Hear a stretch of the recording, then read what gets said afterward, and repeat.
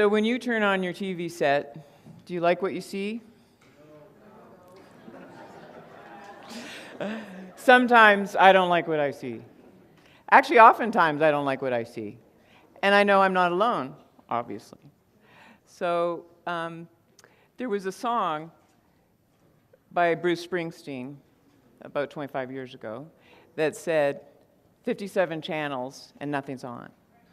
So now we have about 570 channels and it seems like there's still nothing on. So, and it's just getting worse. And what I don't see on TV are people, stories about people, like the ones that just live down the street from me.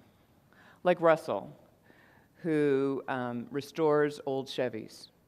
And on the front of his property, he's got a Chevy that he's cut in half that is his sign for his business. And I'd go by there and it's decorated. And so I talked to him and he said, well, you know, we cut that car up, you know, some of my buddies did, over a few beers. And then, you know, I have neighbors. I call them the hurdy-gurdy couple. You might have seen them when you came in today. Sharon and Juan. And they met at a hurdy-gurdy party. So, and what's a hurdy-gurdy, you say? Well, that's a hurdy-gurdy. It's a musical instrument. It's like a fiddle on a wheel. You turn the crank, and you meet people at parties, I guess. So, and now they're making lovely music together. Or women who ride motorcycles, you know, big Harley Davidsons, fix their own bikes, you know, even have a manicure in the middle there somewhere, and turn heads. And I'm just curious about it. And I asked them the question, well, what's the myth about women who ride motorcycles? And they said, we're not bad people. So real people versus scripted reality people, we're not seeing those on TV. And I wondered about that and thought, well, what could I do? And grew up in Canada. I am a Canadian citizen and also an American citizen. And I, you know, split my time between those two places. And in Canada, there's a mandate for Canadian content. And I pitched an idea. It was accepted. We developed and produced a TV pilot for my, you know, the province, my hometown in Newfoundland, and the show was called Quirky View. So Quirky View's a half-hour show made up of very short stories and varied segments that really highlight passionate people doing unusual things. You know, they've just got the real people and incredible offbeat interests. It's upbeat, offbeat, it's playful, and it's kind. It's a fun show and tell series. In that pilot, I was able to actually put in stories from Newfoundland and New Mexico to just show that an appealing story appeals no matter where you're from or who you're watching. So in my ideal world, you're watching it, you know, your curiosity is piqued, you're enjoying yourself, maybe you learn something, and best of all, nothing bad happens. You can relax.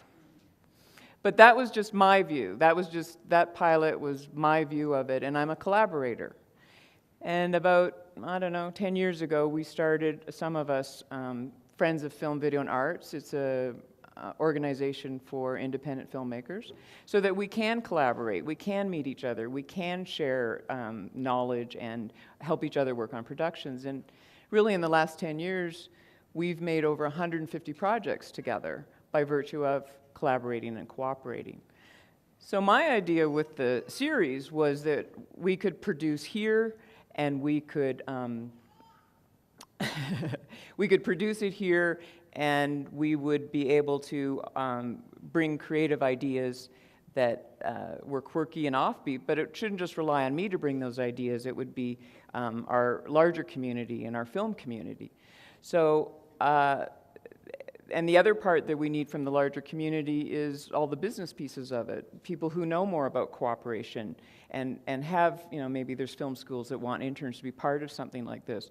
So in my mind, you know, this could be hundreds of people, thousands of people, and being part of Quirky View and involved in it. And then we would all be part of a real cooperative production business. We would own a piece of it. We would benefit from it. We would, and then we're part of this top-notch series that is coming out of New Mexico, and people want to see it. And best of all, it's showing us real life, not reality life, and that's what I'm looking for. So I guess my dream for Quirky View today is that we could pull together a professional group of people and collaborate and cooperate in order to have quality show that's different every week, produced by different people every week, showing us different content every week, and it's a series that people really want to see. And that's what I'm here to encourage us to do today.